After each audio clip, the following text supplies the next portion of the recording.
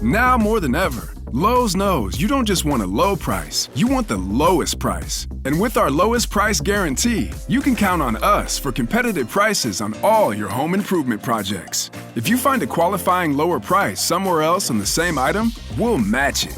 Lowe's, we help, you save. Price match applies to same item. Current price at qualifying retailers. Exclusions and terms apply. Learn how we'll match price at lowes.com/lowest price guarantee. Ryan Reynolds here from Mint Mobile. With the price of just about everything going up, we thought we'd bring our prices down. So to help us, we brought in a reverse auctioneer, which is apparently a thing. Mint Mobile Unlimited Premium Wireless. How to get 30, 30, bit to get 30, bit to get 20, 20, 20, bit to get 20, 20, bit to get 15, 15, 15, 15, just $15 a month? Sold! Give it a try at mintmobile.com/switch. Upfront payment of $45 for 3-month plan, equivalent to $15 per month required. New customer offer for first 3 months only. Speed slow after 35 gigabytes if network's busy. Taxes and fees extra. See mintmobile.com. Introducing the new Volvo XC90. With 7-seat versatility, Google built-in, and advanced safety features for all your precious cargo. The new Volvo XC90, designed for life. Visit volvocars.com/US to learn more. This MailChimp-verific jingle is brought to you by MailChimp. MailChimp your marketing with AI and more. Advanced automations to connect to your store. MailChimp your marketing and boost your clicks. Multi-channel campaigns now with SMS. That's lit. MailChimp your marketing today with the #1 AI-powered email marketing and automation platform, Intuit MailChimp. #1 based on publicly available data on competitors' customers. Plans vary. SMS available as add-on. Visit MailChimp.com.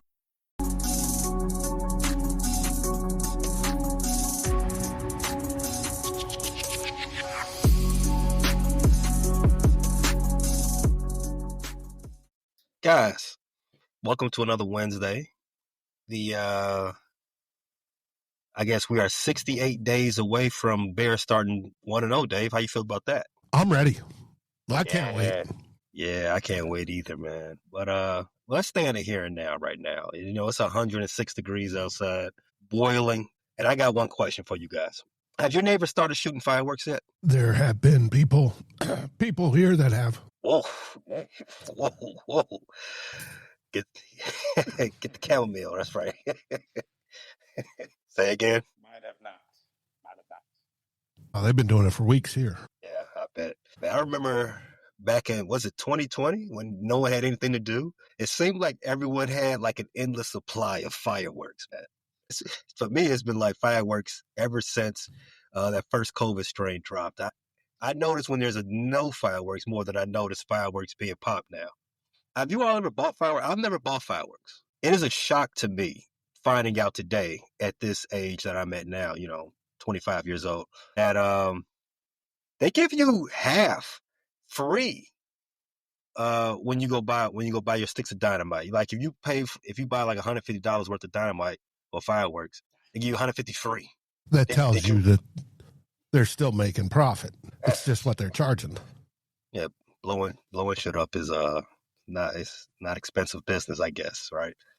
In any case, man, that it's going to be a loud weekend, and I'm trying to, mentally get prepared for that. I just don't like all that stuff. I'm not a fireworks person. I guess the show of it is cool for every now and then, but when I'm at home and just hear random fireworks popping off at 10 o'clock in the middle of the street, get that out of my life. Get that out of here. They're extremely dangerous. And every once in a while, you'll see a notable person I think there was a news person that lost a limb, or what was it, Tuck? Jason Tuck lost his hand. JPP. Oh, no. Yeah. Juan, whatever. What was that? Pierre Paul? No, why did I say John Pierre Paul? I don't know. But he played for the Giants, right? He played for the Giants. He was an edge rusher for the Giants. Yeah, and he lost it. And, he blew off like 4 fingers, something like that. I think it was just 2. 2, 4. Split the difference. Say 3. He lost 3. But yeah, it's dangerous. I don't even know. I remember a time where they were illegal in Michigan and you had to go to Indiana, because I lived in West Michigan, so it was nothing to get to Indiana. But are you guys excited for the holiday? In fact, better question: do you like having a holiday on a Friday? Heck yes. It extends your, depending on how your work week is set up. whether, or how many days off your job will give you. I mean, it extends your weekend without you having to take extra days off or whatever. So it works. Yeah, I don't like the holidays on a Friday. I don't like it. Give me a good Thursday holiday so I can take the Friday, make it a 4-day situation. That's where I'm at. Friday, it's like I gotta do the whole week anyway. I gotta do the whole work week anyway. And then I get a 3-day weekend and they expect you back Monday. Fresh. No, I'm not fresh yet. I'm not ready. I need at least 4 days. Never ready, but Only thing worse to me than a Friday holiday is a Sunday holiday. Get that all the way out of my life too. Have no use for a holiday being on the weekend. Like, come on, you're not doing me any favors here. All right. But in any case, like I said, Dave, 68 days until Vikings defeat the Bears at Soldier Field. I don't like the way that sounds. Shivers. 68 days and 67 days if you're a Detroit Lions fan. Shout out to you guys, everybody watching. I did want to start by talking about something that we've probably touched on a lot already this off season. And let's just call it the last remaining question for every NFC team as we head into the summer break.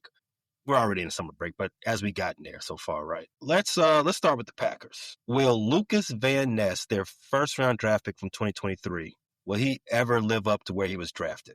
Now, you guys that don't know, the Packers pass rush, it was a little inconsistent last year. I don't want to say they were bad. They was pretty mid. I think they finished about midway in sacks. They had 45 sacks last year. That's what, 10th in the league. They had about 55 hurries, another 12th in the league. I think that's about that. 43 knockdowns. That's actually below average. That's about 18th in the league, around that space. So, Lucas Van Ness, like I said, they drafted him first round 2023. They didn't improve their pass rushing situation this offseason. They didn't make any acquisitions along in that space. So the question, I guess, for them, and I know we're not fans of them, but we all would prefer that they go to hell or just lose all their games, whichever happens first. Do you all think that this is going to be a breakout season for them?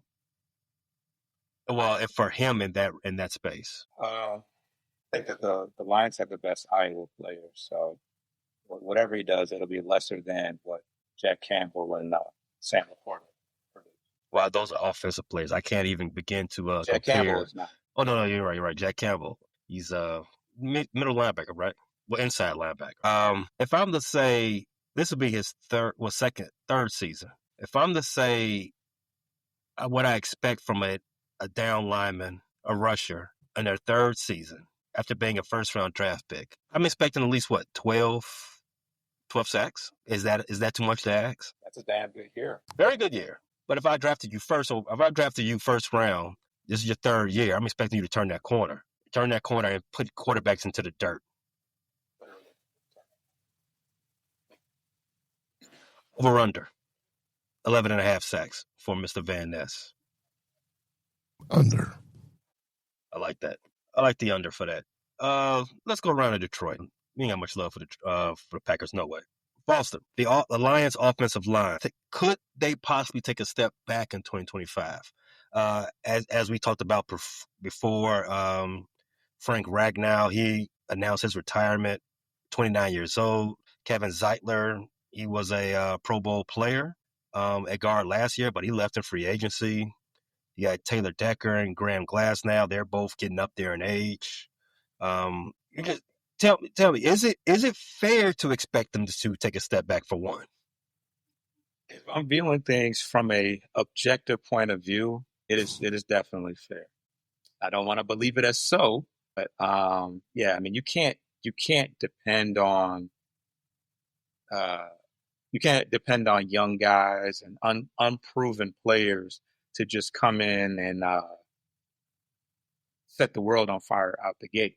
I think that they have two very viable anchors on both sides in the tackle position that can certainly be, can certainly help mentor and show them a way. I think that the addition of Tristan Colin Cologne or Colon. I think that he's pretty important just because he's a veteran guy. He's played all over the interior, and him being able to early on file in somewhere and provide some stability is going to do wonders for the other guys that are trying to find their way. Mr. Tate Rutledge, Miles Frazier, the other guy that's replacing Zeitler.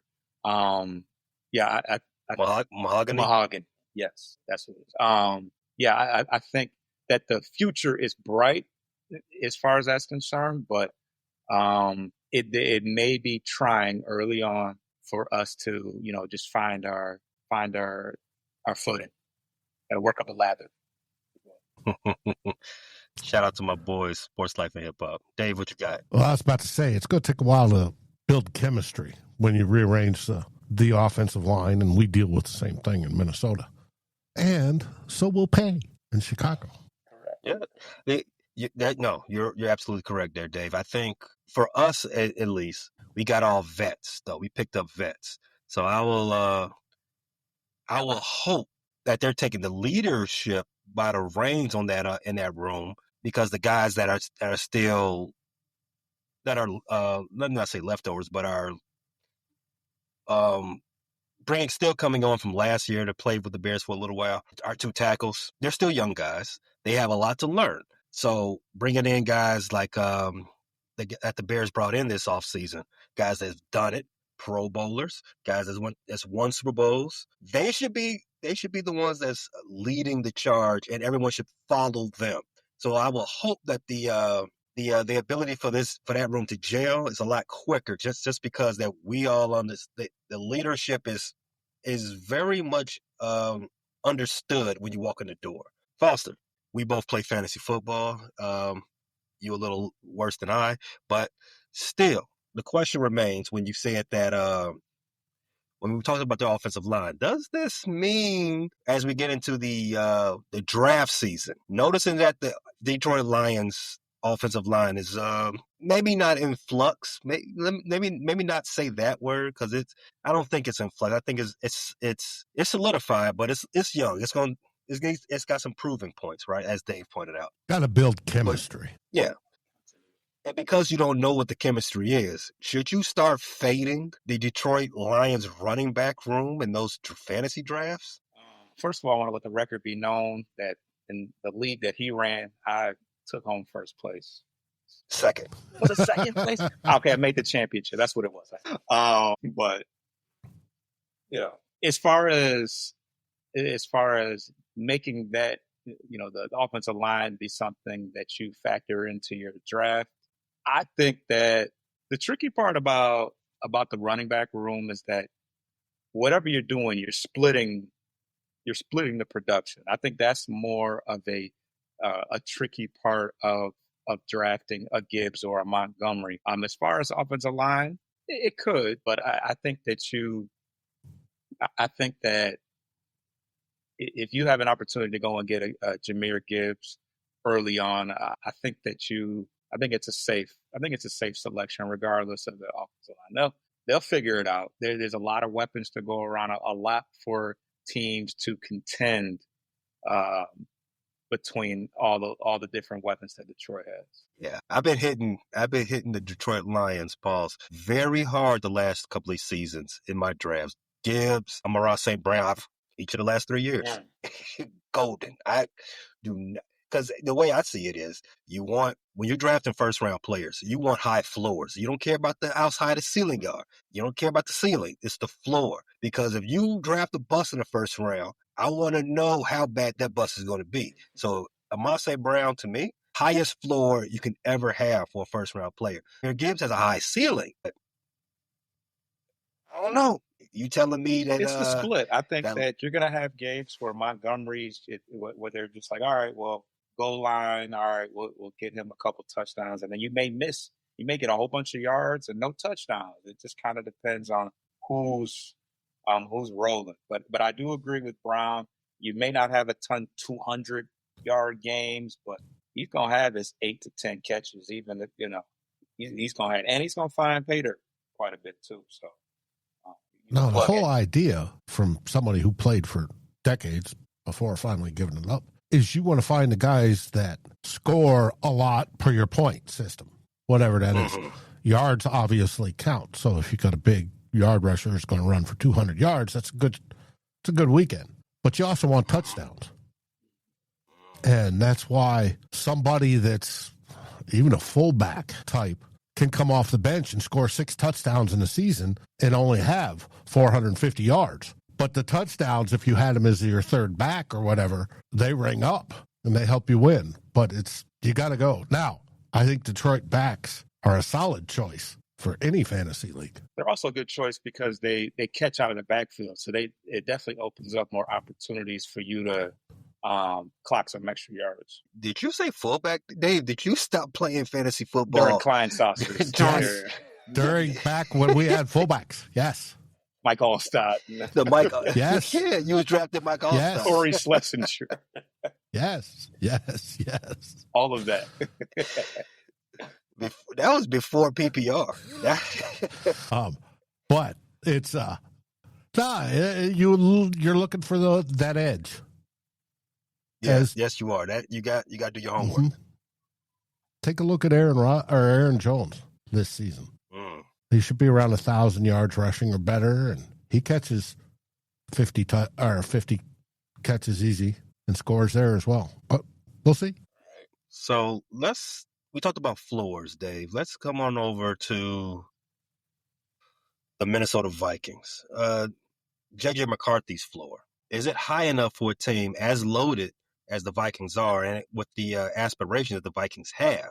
Do you think that a guy who was ostensibly a rookie can lead this team and to where they need to be? I do personally, yes. But I watch every single move that's published out there that he makes. The rest of the nation doesn't think so. They're seeing somebody that's unknown, and it's affecting how they view the Vikings. The biggest unknown is J.J. McCarthy.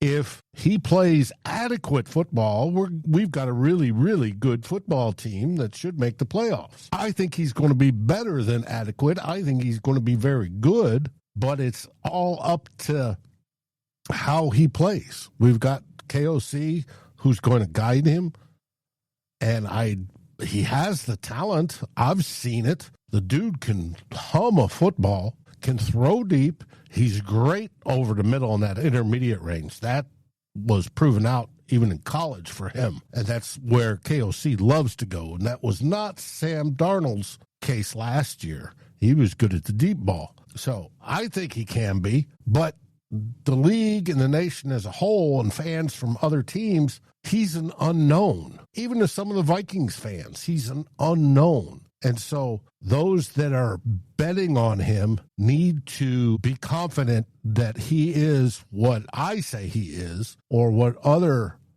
local beat writers that have seen him in practice every day say he is, versus what you're seeing on the national press, on the league press. Could he be, if you want to talk fantasy football, is he going to be a top quarterback? I doubt it.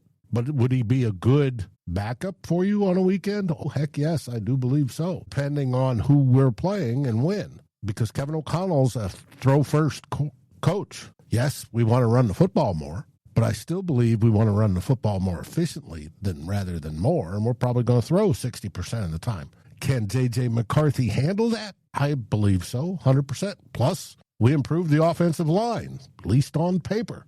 But then again, we got that chemistry thing. So if they keep him upright, I think he's going to be golden. Better than Sam Darnold had last year, where the interior just collapsed on him. You did say right. KOC, Kevin O'Connell, he produced 3 4,000-yard passers with all of, 3 4,000-yard seasons, all with different quarterbacks. And they say that your boy Darnold, who's now in Seattle, his contract puts him up. It's more of a year-to-year type situation that he's signed up there in Seattle. But 3 years, $100 million. Yeah. Yeah, but I think they have outs. That's a fine. They have outs after each year. So that's given a lot of talk. I've been listening to some other shows. They're talking about he's kind of on a hot seat. He has to perform. And it's crazy after what, He was what was it, 4,000? How many touchdowns? He was like 4,700 some odd yards, and he had, what was it, 29 touchdowns or something like that. I'd have to look it up real quick. But from those numbers and a 13-win season to 14. hot seat. 14 win season to hot seat. Mm-hmm. Ugh, Kevin O'Connell. Wizard. That's Kevin O'Connell. Yeah. All right. So let's go to the Bears. Last team before we take a break real fast. The Bears, their last they're the most looming question they have as we go into training camp. Who's going to start at left tackle? As we've talked a few times before, it's been a three-way, competition now that the Bears find themselves in with Ozzie Trapillo and Kamen Amagaji and Braxton Jones. Braxton Jones, he's hurt. He should be ready for early part of camp. He is the incumbent left tackle for the Bears. The other two guys were drafted fairly early, the last two drafts. Kyron Amagaji had his one and done against the Vikings last year, gave up 75 sacks, I believe, in that one game. And I Ozzie, wish it was that much, but yeah, it seemed like it. It felt that way. It felt that it felt like those guys in purple were molesting my quarterback all day. And he enjoyed it. Y'all saw, from what I heard. No, well, I mean, speaking of those, consenting, Diddy's off. Diddy got off. How about that? From what I heard, guilty on 2 counts, but he's going to win the appeal. Yeah, guilty on 2 counts, but they ain't get him on RICO. But anyway, yeah, I want to press RICO charges on the Vikings for what they did to my quarterback in that particular game where Kyron Amagaji played. So what do I think about that situation? Well, you know this old saying, Dave, can't make the club while you're in the tub, right? Yep. They say you're not supposed to lose your job to injury, but we've seen plenty of times that happens. It's not a true statement. So Braxton, I don't think Braxton's done enough in his professional career to get that kind of leeway. If a young cheaper player is outperforming you and is healthy, they're gonna get the crack. You gotta fight for your job, man. So I'm hopefully that we can have a very healthy and spirited competition and may the best man win. Bear down. Yeah, no, you want competition, and I agree with you. There's no guarantee just because you were the starter that you keep that job. Because whoever comes in and replaces you, if they play better than you are, sorry. There's no motivation for a coach to put back, well, you were the starter, I'm going to put you back in. No, the coach is, I want to win. This guy's playing better. Sorry, you're still hurt for another week. But I look forward to your offensive line battles of the preseason. I want to see how it goes. Only one. It might be the most important position on the line, but I'm glad to say it's only one. Heck, I'm curious about Foster's offensive line with the brain drain of all the coaches gone, and now with the retired players on the Detroit Lions offensive line, or the ones that moved on, Ragnow retired, and then the shuffling there. It's going to be interesting to see how that line works out. It's going to be fun. Heck, we could even throw in the Green Bay Packers, because what did they do? They went out and overpaid a lineman in free agency. So let's see how they do as well. Hopefully miserably, but we'll see. They're a miserable bunch, so we can all just assume that's going to happen. Let's go ahead and take our first break. On the way back, we're going to talk about the best part of off season for a content creator. You're watching live, stay where you're at. You're listening on audio, whether that's Apple Podcasts or Spotify. Check out our advertising partners, and we'll be right back on the other side of that break. Don't go anywhere. Need a Garrett's popcorn break. USAA knows dynamic duos can save the day, like superheroes and sidekicks, or auto and home insurance. With USAA, you can bundle your auto and home and save up to 10%. Visit USAA.com/bundle. Bundle savings are off total premium, not available in all states or in all situations. To qualify, auto policy must be active prior to property policy issue. Subject to change. Restrictions apply. Membership eligibility and product restrictions apply and are subject to change. USAA means United Services Automobile Association and its affiliates, San Antonio, Texas. Versed is guys wear that guys wear. The modern man's clothing brand that makes you feel good to be a guy.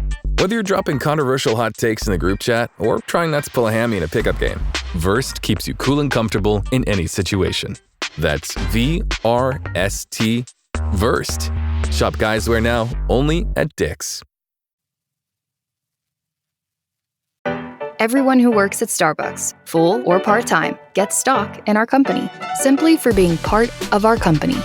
That's why we call our employees partners, because when Starbucks succeeds, our people do too. And that success turns into down payments, family vacations, and so much more. At Starbucks, benefits like company stock are just the start.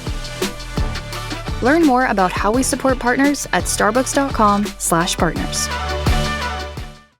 Make your next vacation unforgettable on Royal Caribbean's newest ship, Star of the Seas. It's everything you've loved about every family vacation you've ever been on, with mind-blowing thrills at the largest water park at sea, 7 onboard pools for every level of chill, more than 40 ways to dine and drink, and even more to enjoy at our award-winning private island, Perfect Day at Coco Cay. This is the new Star of the Seas. Click or tap the banner to find out more.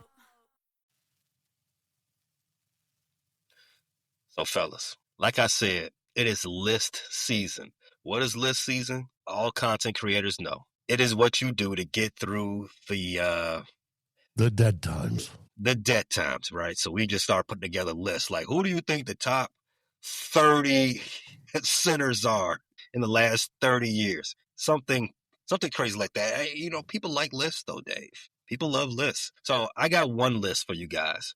I was looking at Bleacher Report last week, and they had the top they had all the defenses ranked as they're heading into the season. And I'm gonna read off the top 5 just for you guys, and I want to know if you all agree with that top 5, or do you think there should be an NFC, there should be some switching up for the NFC North to get into that, maybe shuffle in or possibly even be in that top 5.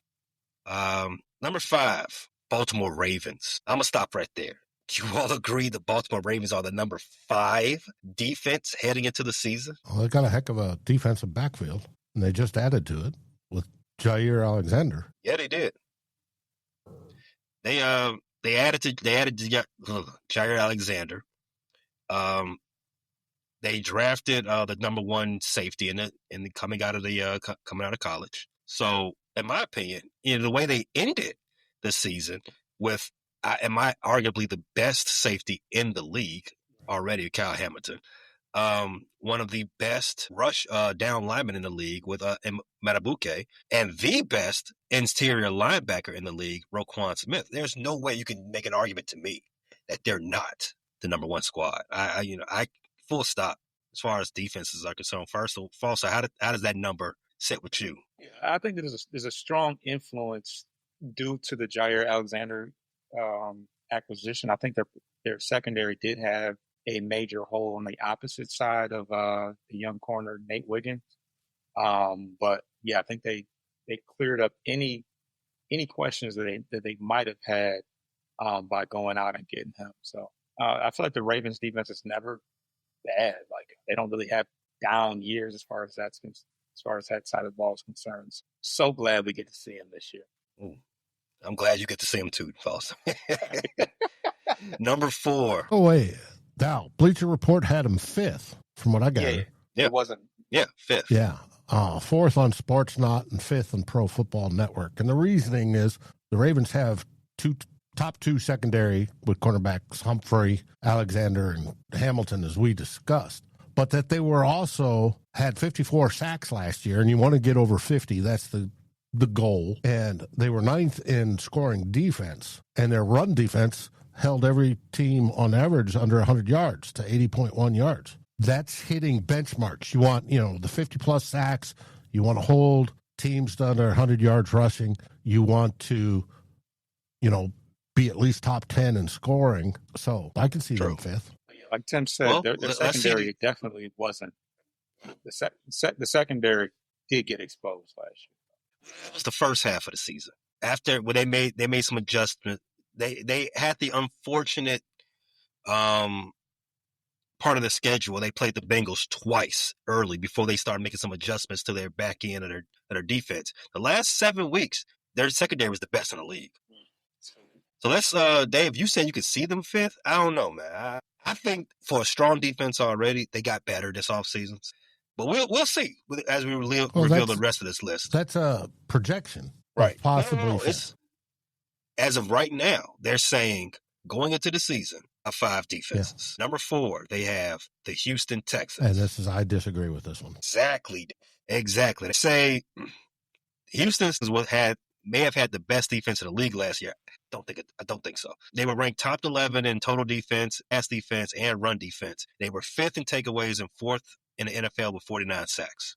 Okay, great. And they played the NFC North, and what was it? I don't know the other division they played. But in any case, I watched enough of Houston Texans last year. I didn't think their offense definitely wasn't all that, especially C.J. Stroud. He came back to earth. Defense kept them up. They play in the AFC South, for Pete's sake. Right. Yeah, they got bye weeks every other week. Dave. I know. Now, they did have the highest pass rush win rate of 49%. But part of that is, 1, they have Danielle Hunter. 2, they play in the AFC South. Mm-hmm. And the AFC South was a cupcake tour for us last year, and we lost. I don't think I'm not agreeing with that part right there. I already told you number 5, Baltimore. It's got to be a good list for you to have me seeing that Baltimore is number 5. Number 3, Dave, Buffalo Bills. They surprised me last year on defense, to be honest with you. I thought there was going to be a regression year for them. But that's only Bleacher Report that has them. Sportsnet or Pro Football Network do not have them top 5. But then you go with this. They did add Joey Bosa. Yeah, that helps. It helped. Yeah, it would help for the handful of games he's actually going to play. Yeah. Now they've got cornerback Teron Johnson and Maxwell Hairston. They're solid. Mm-hmm. We'll see if they do it. I suspect the Bills and the Ravens are going to be fun to watch in the AFC when it comes down to January. I think their draft was mostly defense too. So I'm assuming that's where this grade is coming from. They improved. They had a really good season last year, but they made some additions to improve that. Now, for one thing, Dave, defense is not static, especially if your defense hangs its hats on like takeaways. Those things regress all the time, especially year over year. So we'll have to see if they can hold up again. Now, this one, number 2, no arguments. It's the defending Super Bowl champs, Philly Eagles. No arguments whatsoever. Philadelphia is well worth the number 2 slot. Even though they lost Hargrave to a volatile defense. I do think I think number 2, top 2 for the Philadelphia Eagles is a really fair grade for them. They lost a bunch of names, like I said, Hargrave and Sweat, Milton Williams, but they already had their replacements on the roster already. As you saw, if you only just watched them in the Super Bowl, they were rotating guys in to just beat up on Pat Mahomes. It doesn't matter. Whoever they put out there, it was a dog. Yep. Wow, I agree. They're going to be tough. Mm-hmm. Now, we'll see how tough they are against the young upstart that nobody knows about named J.J. McCarthy, but we'll find out. And number 1, they got the Denver Broncos. Don't like it, Dave. No. Now, they got great players. Patrick Surtain had taken a heartbeat. Drake Greenlaw, Talona Hufanga. Oh, shit. Yes. Jahdae Brown. Yes. They have the talent. Number 1, that I'm a little bit surprised with, but we'll find out. Let's see. They're going to be top 10 no matter what. The argument for Denver, they were 7th in total defense last year, 3rd in scoring defense. They already had great players. They added a bunch of players. They added Greenlaw from the 49ers. We'll see if he's healthy. They also signed his teammate, Taloa Hufanga. His name always messes me up. Hufanga, yeah. From the 49ers. Hufanga, yeah. To go with Zach Allen, Alex Singleton, a bunch of studs on that team. But are those studs better than what the Ravens got? I don't believe it. It's going to be interesting. But when I did my research, Bleacher Report, Sportsnot, and Pro Football Network is what I used. All three of them have them as the number one defense. The Denver Broncos? Mm-hmm. Okay. Now, we're going to find out. What do you want a defense to do? What stat is the most important stat for a defense? The amount of times the opponent has to go change their pants because they shit themselves. That is the stat that's the stat I want to see. I want to see my team lead the league in that. Shitty pants. But in reality, it's points against. If you keep your opposition under 10 points every game of the season, you've won a lot of games because your offense should score more points than 10. Even we've always called it back in my day when I was doing Good Morning Gallahorn, we called it the Mendoza line. And that number was keep the opponent under 17 points. You keep them under 17, you're going to win 2/3 of your games if you have a halfway competent offense. And if you can keep them under 10 points, you're the number one team in the league. I see that too.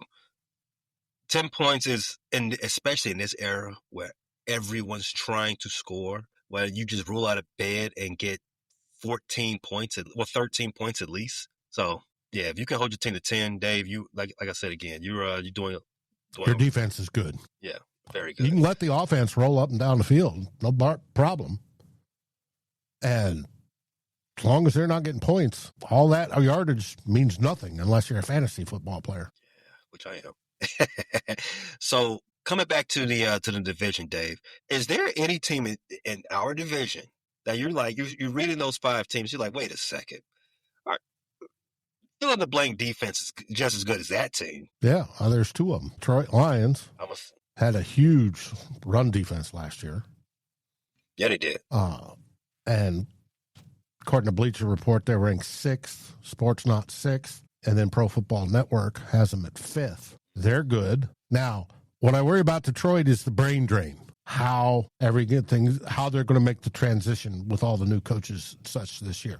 But they're going to have Aiden Hutchinson back. Marcus Davenport, can he be hurt for 5 consecutive seasons or 6? You know, he's a great player. He's a very good player at edge when he's healthy, but it's like he's been hurt every season. That's a good question. And then the next one is my team, the Minnesota Vikings.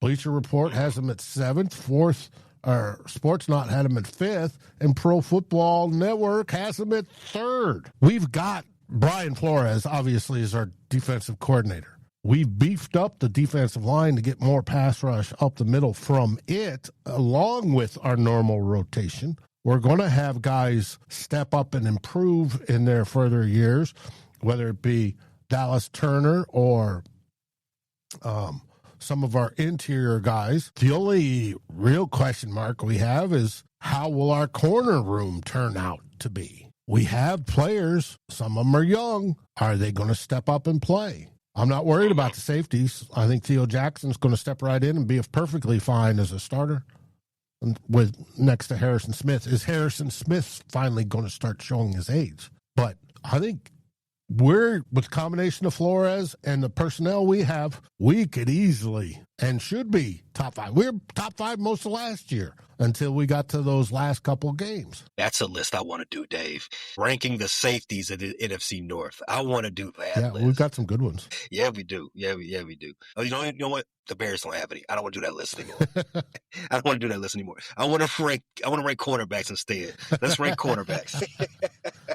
Now, the other team that's possible top 10 is Green Bay. You're going to be middle of the road. As according to Bleacher Report, the Bears are middle of the road. 16th. Yeah. They're 20th on Sportsnot and 13th on Pro Football Network. And you know what, Dave? I'm not even pissed off about it. I'm pissed off about that they didn't play well enough last year to strangle respect out of people. Mm-hmm. You know, the last 2 seasons, the Bears won a lot of games just off the back of their defense. But last year, they also blew a lot of games because of the defense. Well, there's a lot of layered reasons why the Bears lost a lot of games last year. But you've got a new DC this year. A new DC. I've got full. In fact, Dave, the coach for the Bears that I have the most confidence in is Dennis Allen. I know that the Bears defense is going to get their SHIT together and be the unit that they have the talent to be this year. It's going to be a return to form. The Bears were just terrible against the run last year, and that was from day one. Before the wheels fell off the track, terrible against the run. It was giving up a big chunk a big chunk run every game. When I say chunk, I mean about 20, 25 yards every game. We lost to the horrible Colts on a chunk run. That was the game-winning play right there. I'm like, and then as the losses start piling up, the defense just said, we're going to Cancun early. So 16th, I'm not mad about it. I think you guys could be better. All 4 of the teams could be in our division top 10 defenses. That's how tough our division is. I expect it. I expect it, Dave. I expect Bears, Vikings, Lions to be top 8, and rounding out the 10, it would be the Packers. Because as we've said before, they're the bottom B in this division. Mm-hmm. Power bottoms. Shout out to Diddy. I got a question. Are you seeing comments from YouTube? I am. You are? Yes, I am. So we are still waiting on Foster. I don't know what kind of connection issues he's having, but because I definitely wanted his opinion on that. But Dave, we got a few minutes left in our show. I did want to get your opinion on one other thing, as it relates to the offseason. We've got the best remaining free agents out there. So it's only so many free agent acquisitions that can be made at this point of the season. As of right now, you're probably going to mostly get guys that are recently cut. But with the guys that's still out there, Dave, is there anybody that you are still have your eyes on, or was more so paying attention? Do you think there's a guy out there that can improve your team? No, cut and try. Is there a guy out there you think? Yeah, easily. But do you think there's any guys out there that could still make an impact? Let's say maybe not for your team, but another team in the division. Possibly. Green Bay. I mean, could they use another wide receiver? Keenan Allen? Yeah, Keenan Allen is still out there. I think that's probably the biggest name that's still available, Dave. Correct me if I'm wrong. I know Keenan Allen, he's 33 now? He's got to be up there. Yeah. Let's see, where is he? He's 33. Yeah. 33, dropped about 33 touchdown passes last year. So, let me not get too down on him. I mean, he had some good games, but he did drop some passes. Well, they could go 2 years younger with Amari Cooper. Yeah, he's still available as well. 31. So the Packers can use some more wide receivers, especially a vet wide receiver. Especially wide receivers that can stay healthy. Yeah, well, I mean, Keenan Allen, yeah. Well, yeah. But they go through so many of them. Mm-hmm. But we'll see. True. That's it for, that's who else did I see out there? Zadarius Smith's out there as an edge. I would want him more as a mentor if I brought him on. The Vikings don't need him, but I could see you guys possibly let him do the hat trick. All 4 teams in the division. This is the guy that I'm still shocked that he doesn't have a team. Asante Samuel Jones. This is where I want to know the story. Why is he still available? That's a great question, because he is a dog. I think he's better than his dad ever was. Hey, he's 26 years old. It's not like he's over the hill like everybody else we're talking about. Right. I would have to think that maybe the injury he's healing slow. Or something like he that, had the shoulder injury in 24. Yeah. He's best in zone. He's not a man guy. Not a man guy, and the Bears are going to play. It's going to be a man team this year. Darn it! I could have put him back to safety. Nah, he's too young for that. Now he might go to Detroit might like him. That was exactly what I'm about to go with that. Because Detroit, you put him on Detroit, punch air like, damn it, they did it again, Dave. They did it again. After 50 years of being the little brother, they done found the steroids. Now they too tough.